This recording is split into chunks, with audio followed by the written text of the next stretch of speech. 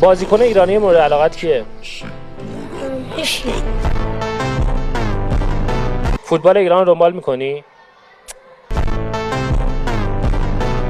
خانم ملک محمدی رو بیشتر دوست داری یا رونالدو؟ رونالدو.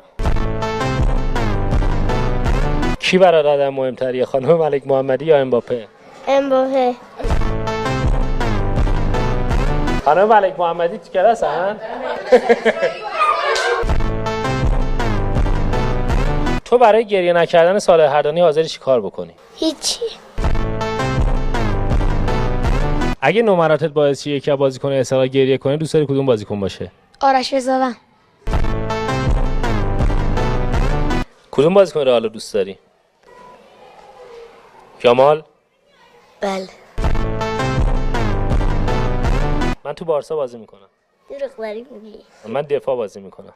فکر نکنم.